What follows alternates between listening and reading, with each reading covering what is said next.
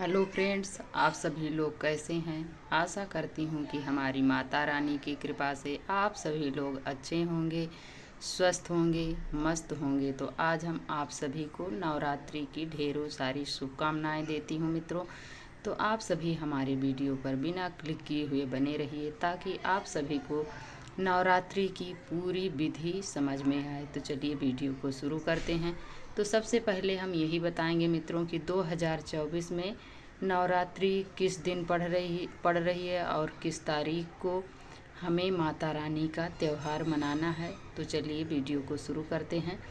तो 2024 में मित्रों 3 अक्टूबर को नवरात्रि प्रारंभ हो जाएगी। तो ये दिन पड़ेगा गुरुवार।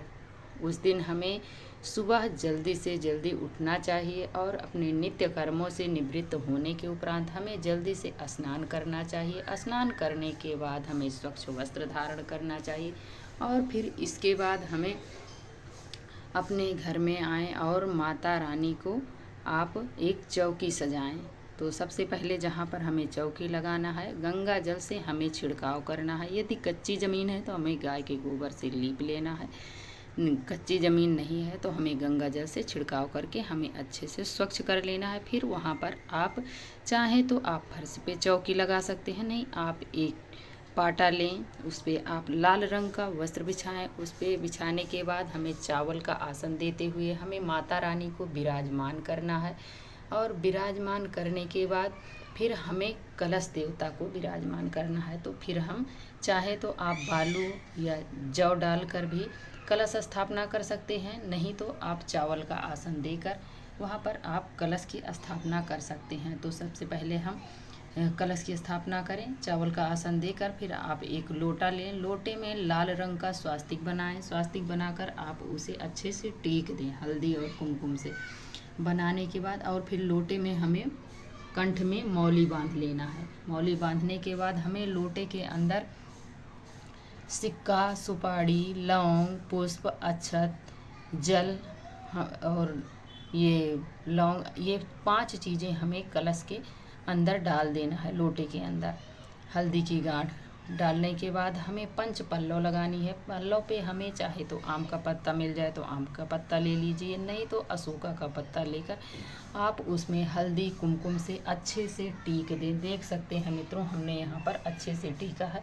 फिर आप एक नारियल लें, नारियल को चुनरी में अच्छे से लपेट कर उसे कलावे से उसे भी अच्छे से टीक दें। टीकने के बाद उसे विराजमान करें और विराजमान करने के बाद फिर आप एक लोटे में जल लें। जल लेने के बाद आप अपने पूरे चौकी पे ऐसे पुष्प की सहायता से ऐसे मानसिक रूप से हम माता रानी को स्नान करा रहे हैं, शुद्धिकरण कर रहे हैं। फिर इसके बाद हमें क्या करना है, हमें सबसे पहले धूप दीप जला लेना है, जो कि हमारे पूजा में हमें सबसे पहले अग्निदेव को आवाहन करना होता है।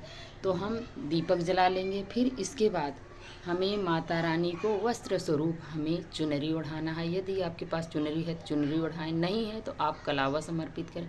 फिर इसके बाद हमें अक्षत और पुष्प समर्पित करना है कलश देवता को, और आप अपने दीपक को भी प्रज्वलित करें और वहाँ पर पुष्प समर्पित करें, माता रानी को भी समर्पित करें। इसके बाद हमें माता रानी को भोग प्रसाद आप चढ़ाएं। फिर उसमें आप हो सके तो माता रानी को बतासा बहुत प्रिय है, मिश्री है, तो ये सब चीज़ें चढ़ाएं। और सबसे प्रिय भोग होता है माता रानी का लौंग, वो भी फूल सहित लौंग होनी चाहिए। देख सकते हैं लौंग में फूल हो और इलायची, ये हमें माता रानी को अति प्रिय है, तो हमें इसे ज़रूर चढ़ाना चाहिए। और आपके पास जो भी हो सके वो आप मीठा चढ़ा सकते हैं। तो हमने यहाँ पर ड्राई फ्रूट्स चढ़ाया है, और आपके पास जो भी ऋतु फल अवेलेबल हो वो आप ऋतु फल माता रानी को चढ़ा सकते हैं। देख लीजिए ऐसे हमने चढ़ाया। और माता रानी को श्रृंगार की कुछ सामग्री हमें ज़रूर समर्पित करनी चाहिए। हो सके तो आप 16 श्रृंगार भी समर्पित कर सकते हैं, नहीं है तो आपके पास जो भी अवेलेबल है वो आप ज़रूर चढ़ाएं। तो देख सकते हैं हमने यहाँ पर चूड़ी ली है, सिंदूर, बिंदी, नेल पेंट, मेन जो होता है वो चीज़ तो हमें ज़रूर चढ़ानी चाहिए। और माता रानी को चुनरी, मंगलसूत्र जो आपके पास अवेलेबल हो वो आप ज़रूर समर्पित करें माता रानी को। और जब भी आप भोग लगाएं माता रानी को तो हमें जल नहीं भूलना है, जल हमें ज़रूर समर्पित करना चाहिए। और पूजा में रही कमियों के लिए हमें दक्षिणा ज़रूर चढ़ाना चाहिए। चढ़ाने के बाद हमें सबसे पहले हमें माता रानी का आरती करनी चाहिए। तो हो सके तो आप कपूर ज़रूर ले आएँ।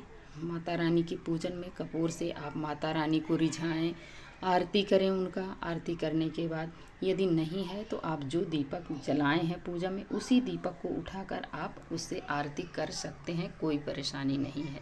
आरती करने के बाद हमें हाथ जोड़कर माता रानी से क्षमा याचना करनी है कि हे माँ, यदि मुझसे कोई भी पूजा में रही कमियों को आप पूरा करें। यदि मुझसे गलती हो गई है, त्रुटि हो गई है, माँ मुझे क्षमा कीजिए।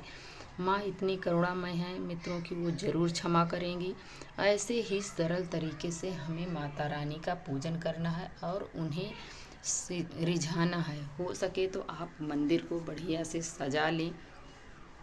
आप एक मंदिर का आकार दे दें, बढ़िया से झांकी बना लें और उसमें आम के पल्लो ज़रूर लटकाएं, इसलिए कि माता रानी की पूजा में बहुत शुभ माना जाता है। तो हमें आम का पल्लो ज़रूर लगाना चाहिए।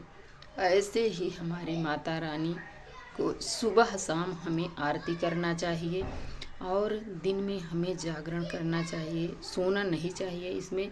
और हो सके तो आप नवरात्रि पूजन में ये चाहे तो आप रामायण का पाठ कर सकते हैं 9 दिनों में, और ये दुर्गा चालीसा करें। ये सब कार्य हमें माता रानी के 9 दिन के पूजन में हमें इन सब चीज़ों को ज़रूर करना चाहिए। और जो भी आपका मंत्र हो, जो आपके इष्ट ने दिया हो, इस 9 दिन में हमें उसको खूब जपना चाहिए। कहते हैं कि ये जो मंत्र होता है ये 9 दिनों में जागृत हो जाता है, तो हमें ज़रूर करना चाहिए। और इन दिनों में मित्र कुछ ऐसी चीज़ें होती हैं कि हमें नहीं करना चाहिए। तो 9 दिन का यदि आप व्रत रखते हैं तो हमें बाल नहीं धोने चाहिए। आप पहले दिन धुल लें, नहा लें साबुन से, फिर इसके बाद हमें साबुन तेल नहीं लगाना चाहिए, बाल नहीं काटना चाहिए, नाखून नहीं काटना चाहिए और शैम्पू से हमें बाल नहीं धुलना चाहिए। इन सब चीज़ों का हमें विशेष ध्यान रखना चाहिए ताकि हमारी माता रानी हम पर सदा प्रसन्न रहें। और आप माता रानी का जब पूजन करते हैं तो माता रानी को प्रसन्न करने के ही लिए आप इस व्रत को करते हैं, तो हमें इसका विशेष ध्यान रखना चाहिए मित्रों। तो देख सकते हैं हमने कैसे माता रानी को ऐसे तिलक लगाई हूँ। ऐसे आप सभी को, सभी माता को आपको तिलक करना है। माँ के सिर को भी तिलक करना चाहिए। ऐसे देख सकते हैं हमने सभी माँ को तिलक किया है, ऐसे आप सभी को भी करना है।